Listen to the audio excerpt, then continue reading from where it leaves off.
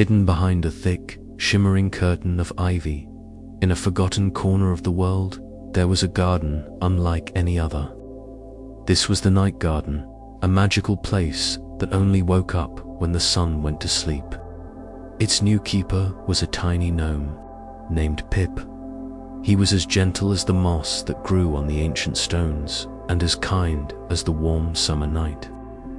His job was the most important in the whole garden, to listen to the flowers and make sure they were happy enough to bloom. Every evening, as twilight painted the sky in soft shades of lavender and rose, Pip would push aside the ivy curtain and step into his domain. The air inside was cool and sweet, smelling of damp earth, night-blooming jasmine, and a hint of something that smelled like sleepy magic. The garden was a wonderland of fantastical plants. There were mushrooms that glowed with a soft blue light, their tops dotted with silver specks like tiny galaxies. There were moon vines with large, silvery leaves that slowly uncurled in the moonlight, and dream lily whose bell-shaped flowers would yawn open to release a puff of sparkling, sleep-inducing pollen. It was a place of deep peace and quiet wonder, and Pip loved it more than anything. Pip began his nightly rounds, his firefly lantern casting a warm, gentle circle of light on the winding pebble path. His footsteps made no sound on the soft, mossy ground. He would greet each plant with a soft whisper. "Good evening, moon vines," he'd say. "Are you ready to stretch for the stars?" He'd then check on the dream lily, ensuring they had enough moonlight to open their sleepy blossoms. He knew the needs of every root and every petal in his care. But tonight, as he walked, he felt a deep and unusual quiet. A certain warmth, a certain brightness was missing from the garden's gentle hum. He hurried towards the center of the clearing, his heart filled with a growing concern. There, on a small, mossy pedestal, was the heart of the entire garden, the star-petal flower. It was the most important flower of all, for its brilliant light was said to guide the lost moonbeams down from the sky, nourishing all the other plants. But tonight, its beautiful, crystalline petals were clamped tightly shut, forming a sad, dark bud. A faint and sorrowful blue aura pulsed weakly around it, casting a cold, lonely light on the moss below. The other plants seemed to lean away, their own glows a little dimmer in the absence of their guiding star. Pip felt a great wave of sadness for the flower. Its sorrow was a feeling he could taste in the very air of his beloved garden. Pip knew he couldn't just water the star petal or give it more moonlight. Its sadness was a deeper kind of problem. He remembered the words of the old gnome who had tended the garden before him. To care for a flower, you must first listen to it. So Pip sat down on the moss at the base of the pedestal, placed his lantern beside him, and leaned in very, very close to the closed bud. He didn't say a word. He just listened with all his heart, his brow furrowed in concentration. For a long time, there was only silence. Then, he began to feel it, a tiny, faint vibration coming from the flower, a feeling more than a sound. It was a whisper that traveled, not through the air, but through the moss and into his heart. The flower was telling him what was wrong. It wasn't sick, and it wasn't thirsty. It was lonely. It whispered that it missed the sound of the laugh of the little brook that ran just outside the garden walls. Pip was very confused. He had heard the brook 1,000 times. It gurgled, it babbled, it trickled, but he had never heard it laugh. How could a brook laugh? The flower whispered again, a feeling of deep longing, telling him that the laugh was its favorite song, the music that gave it the strength to bloom. Without it, its heart was too heavy to open. Trusting the flower's mysterious message, Pip picked up his lantern and hurried out of the night garden, pushing through the ivy curtain and into the moonlit woods beyond. He followed a familiar path towards the little brook he knew so well. He had always loved its cheerful, gurgling sound, a constant and happy presence in the quiet woods. But as he got closer, he realized something was terribly wrong. The sound was gone. When he reached the bank, he saw why. The brook, which should have been a lively, sparkling ribbon of water tumbling over colorful pebbles, was now slow, silent, and murky. It barely moved at all, pooling in sad, still patches. A little further upstream, he found the source of the problem. A large pile of smooth, grey, and characterless stones had fallen from a rocky outcrop, creating a makeshift dam. They were blocking the water's natural path, forcing it into a slow, silent, and unhappy detour. The life and energy of the brook were trapped behind this wall of silent stones. Now Pip understood. A brook's laugh wasn't a sound a person makes. It was the happy, bubbling, gurgling music the water creates when it is free to dance and tumble over its stony bed. This silent, sad stream had lost its laugh entirely. It was no wonder the star-petal was too sad to bloom. Its favorite music had been silenced, and the whole forest felt a little less joyful because of it. Pip knew what he had to do. He placed his lantern safely on a large mushroom so he could see, then took off his bluebell hat and placed it beside the lantern for safekeeping. He rolled up the leafy sleeves of his tunic, took a deep breath of the cool night air, and marched over to the largest stone in the dam. He placed his tiny hands against its cold, smooth surface and pushed with all of his might. He pushed and he strained, his little face turning red with effort, his mossy beard trembling. But the stone wouldn't budge. It was far too heavy for one tiny gnome to move. He tried another, smaller stone, trying to wiggle it free from the pile. But it was wedged in too tightly. He didn't give up. He pushed and pulled, grunting with effort, for a very long time. The moon climbed higher in the sky, and still, the stones remained, a silent grey wall holding back the brook's happiness. A wave of discouragement washed over Pip. The task felt impossible. He was too small, and the stones were too big. He sat down on the damp grass, his shoulders slumping, and looked at the sad, silent water. He thought of the lonely star-petal waiting in the garden, and he knew he couldn't fail. He couldn't do it alone, but that didn't mean it couldn't be done. He just needed a little help from his friends. Pip knew that the strongest muscles in the forest didn't belong to the biggest creatures, but to the smallest and most organized. He put his two little fingers in his mouth and let out a sharp, whistling sound that was surprisingly loud. A special call he had learned from the crickets. He waited, listening. At first, there was only the silence of the night. Then he heard it. A faint, rustling, scuttling sound that grew steadily louder. From the shadows of the forest floor, a long, orderly line of black ants came marching towards him, their antennae twitching with purpose. At the same time, from the other direction, came a low, buzzing hum. A large, strong beetle with a shell that shimmered like an iridescent rainbow landed gently on a fern beside Pip. It was Bertram, the strongest beetle in the woods. Pip quickly explained the problem, pointing with his little hand at the Silent Brook and telling them about the sad star-petal. The ants and the beetle didn't hesitate. The lead ant waved its antennae, and the entire colony swarmed onto the rocks, each one finding a tiny crevice to grip. Bertram, the beetle, positioned himself at the base of the keystone, his powerful legs digging into the mud for leverage. They were a small army, but they were a determined one, ready to work together to bring the music back to the forest.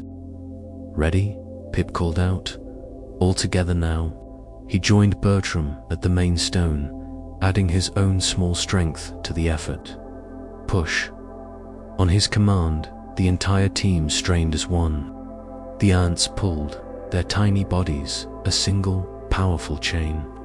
Bertram pushed with all the might in his shiny shell, and Pip pushed alongside him, his feet braced against the riverbed. For a long, tense moment, nothing happened. The dam of stones held firm. But then, with a low, grinding groan, the keystone began to shift. It moved just a little at first, then a little more, with one final, mighty heave from everyone. The stone broke free from the mud's grip and tumbled sideways with a heavy splash. As soon as it moved, a small trickle of water found its way through the new gap. It wasn't a flood, just a little stream, but as it splashed over a few small pebbles, it made a sound. A soft, happy, gurgling sound. It was the brook's first little giggle after a long, sad silence. The sound was like a tiny bell of hope ringing in the quiet night. Encouraged, the team didn't stop. They knew their work was not yet done, but that first small victory, that first happy sound from the water filled them all with the strength they needed to continue. "Ready?" Pip called out. All together now. He joined Bertram at the main stone, adding his own small strength to the effort. Push. On his command, the entire team strained as one.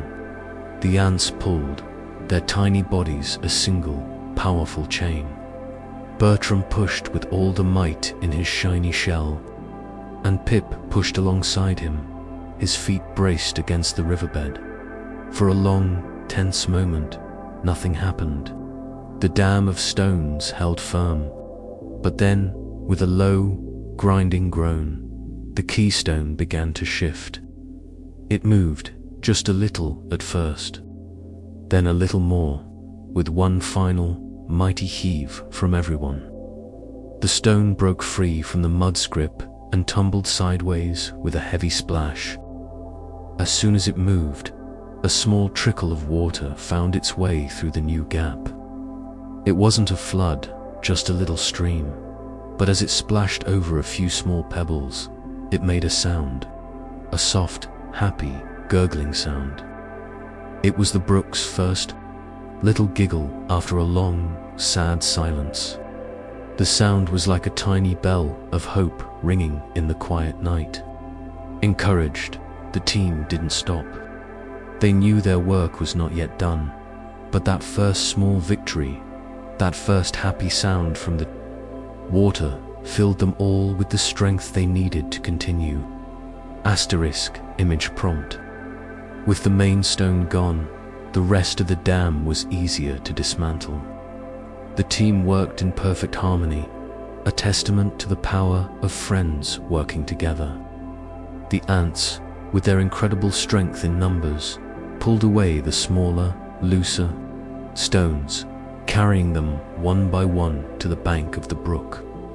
Bertram used his hard, shiny shell to nudge and roll the medium-sized rocks out of the main channel, clearing a wider and wider path. Pip acted as the director, spotting the next stone to be moved and helping wherever his small hands were needed most. Slowly but surely, they cleared the blockage, and with each stone that was moved, the brook's voice grew stronger. The first giggle turned into a happy babble, which grew into a cheerful gurgle, and then finally into a full, joyous, tumbling laugh. The water rushed free, clear and sparkling under the moonlight, dancing and splashing over the colorful pebbles of its true bed. The sound was beautiful, a lively, happy melody of movement and life that filled the entire forest. The sad, stagnant pools disappeared, replaced by a vibrant, living current. The air itself felt lighter and happier. The brook was laughing again, its cheerful, watery chuckle echoing through the trees. carrying its song of freedom and joy all the way back to the walls of the secret night garden. Back in the quiet sanctuary of the night garden, the first notes of the brook's happy song drifted over the ivy walls. The sound, so long absent, was like a magic key. The sad, blue aura around the closed, star-petal flower flickered. As the brook's laughter grew louder and more confident, the blue light began to change. It softened, shifting from a cold, lonely blue into a soft, hopeful lavender, then into a warm, gentle pink. Pip, having thanked his friends and rushed back to the garden, watched in breathless anticipation. The sound of the brook filled the garden, and the star-petal began to tremble. Not with sadness, but with a growing, joyful energy. The sad blue glow vanished completely, replaced by a magnificent, warm, and brilliant golden light that began to seep from between the tightly closed petals. The entire bud was now illuminated from within, pulsing with a strong, happy rhythm, as if it were a tiny sun about to rise in the middle of the night. The other glowing plants in the garden seemed to feel the change, their own soft lights brightening in response. Turning to watch the miracle at the center of their world, the garden was no longer silent and sad. It was filled with the happy music of the brook and the warm, promising glow of its awakening heart. Then, with a sound like a single, perfect, golden bell chime that echoed through the garden, the star-petal began to open. Each of its long, crystalline petals unfurled with a slow, deliberate grace, like a star stretching its arms after a long and deep sleep. The movement was so beautiful and so perfect that it seemed to be happening in time with the music of the laughing brook. As it opened, the golden light from its heart poured out in a warm, gentle wave, washing over the entire garden. The light wasn't harsh or blinding. It was a soft, healing light that felt like a cozy blanket and smelled faintly of sunshine and chamomile. It touched the other plants, making their own glows twice as bright. The blue mushrooms shone like sapphires, and the moon vines shimmered like liquid silver. The light filled every dark corner, chasing away the last of the sorrowful shadows. When it was fully open, the star-petal was the most beautiful thing Pip had ever seen. It was a perfect, giant, golden star, its petals sparkling with 1,000 tiny points of light, its heart a swirling, radiant core of pure happiness. Its light was the song of the garden made visible, a silent testament to the magic of listening, of friendship, and of a little brook that had found its laugh again. As Pip stood in the center of the reborn garden, something magical began to happen. The golden light from the star-petal was so strong and so pure that it reached up through the canopy of the forest and seemed to call to the moon high. Above, in response, a single, thick, silvery moonbeam pierced through the leaves and shone down directly onto the star-petal. Where the golden light of the flower met the silver light of the moon, tiny, sparkling motes of light were born. They looked like tiny, living diamonds, and they began to dance in the air. The moonbeams didn't just illuminate the garden, they played within it. They swirled around Pip, their light feeling cool and refreshing. They danced with the sparkling pollen from the dream lily, creating beautiful slow-motion fireworks. Of silver and gold, they created shimmering, temporary patterns on the leaves and petals, making the whole garden look like it was decorated with liquid light. Pip laughed, a sound as cheerful as the brook's own gurgle. He reached out his hands and let the dancing moonbeam motes swirl round his fingers. This was the garden's way of saying thank you. It was a celebration of balance restored, a dance of gratitude between the earth and the sky, and Pip, the little gnome with the kind heart, was right in the middle of it all. With the star-petal now awake and shining, the entire night garden was transformed. It was no longer a place of quiet, sleepy magic, but one of gentle, joyful life. The dream lily, nourished by the golden light, opened their bells wider than ever before, releasing puffs of sparkling pollen that danced in the air like tiny, sleepy stars, promising the sweetest of dreams to anyone who breathed them in. The glowing blue mushrooms pulsed with a happier, more vibrant light, their colors deeper and richer. The moonvines seemed to climb a little higher, their silvery leaves turning to face the golden glow of the star-petal, as if it were their own personal sun. The air, once heavy with silence, was now filled with a symphony of gentle sounds, the happy, constant laughter of the brook just outside the walls, the soft chiming of the star-petal, and the rustling whispers of all the happy plants. Pip walked the pebble paths again, but this time his heart was light. He felt the joy of the garden as if it were his own. The sadness had been washed away, replaced by a deep and abiding peace. He had learned that a garden is more than just soil and roots and petals.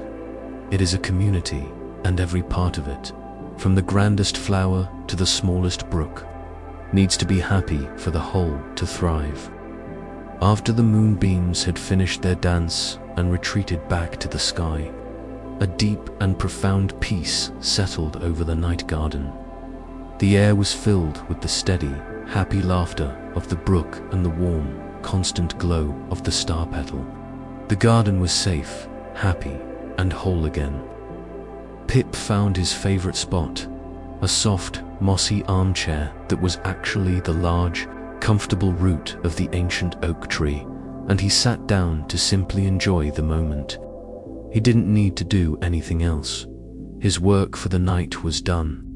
He watched the gentle pulse of the blue mushrooms and the slow, graceful unfurling of a new leaf on a moonvine.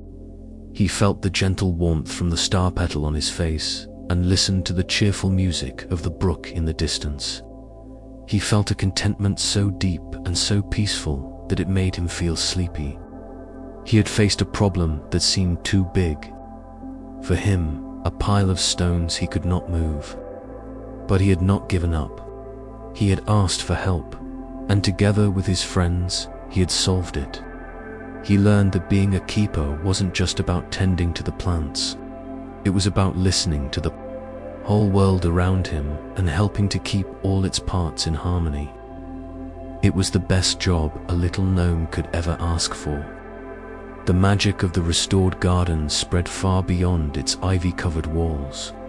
The sweet scent of the blooming moon petals and the happy laughter of the brook drifted through the entire forest, carrying a message of peace. The nighttime creatures felt it.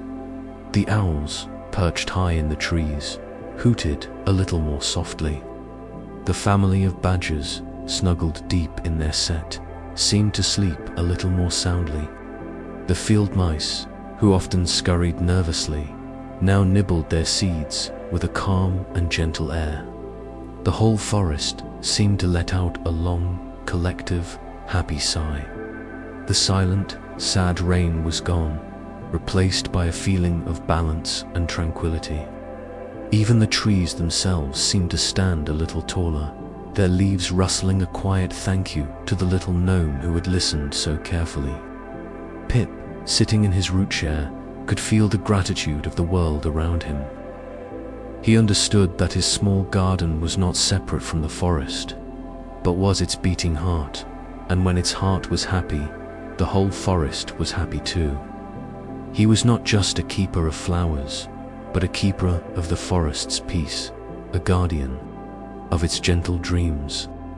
It was a large responsibility for such a tiny gnome, but it didn't feel heavy. It felt right. As the night began to think about turning towards morning, Pip made a silent promise to himself and to his garden. He promised that he would always remember the lesson he had learned this night. He would always listen, not just with his ears, but with his whole heart, He would listen to the whispers of the petals, the hum of the mushrooms, and the stretching of the vines. He would listen to the song of the brook, the rustle of the wind, and the deep, silent breathing of the earth. He understood now that everything had a voice, even if it didn't use words, and that everything had a story to tell. His job as the keeper was to be the garden's best listener, its kindest friend, and its most dedicated helper. He looked over at the star-petal, its golden light shining as steadily and as brightly as the North Star itself. It was a beacon of hope, a reminder that even when things seem dark and silent, there is always a way to bring back the music and the light. All it takes is a little bit of courage, a few good friends, and a heart that is willing to listen very, very carefully. A great, soft yawn escaped from behind Pip's mossy beard. The night's adventure and the deep contentment that followed had made him very sleepy. The air, now thick with the drowsy pollen of the dream lilies, was calling him to bed. He gave the star-petal one last, loving pat and picked up his little firefly lantern. He walked the pebble path back towards the ivy curtain, his heart full and his mind at peace. The garden was safe, the brook was laughing, and all was right with the world. He pushed aside the ivy, stepped back into the quiet woods, and made his way to his cozy hollow beneath the roots of the great oak. Inside, he climbed into his tiny bed, which was made from a hollowed-out mushroom cap filled with the softest dandelion fluff. As he lay his head down, he could still hear the faint, happy gurgle of the brook, the most beautiful lullaby he could imagine. He closed his eyes, and a small, peaceful smile settled on his face. The keeper of the night garden, his important work done, drifted off into a deep and happy sleep, ready to dream of laughing water and flowers made of stars.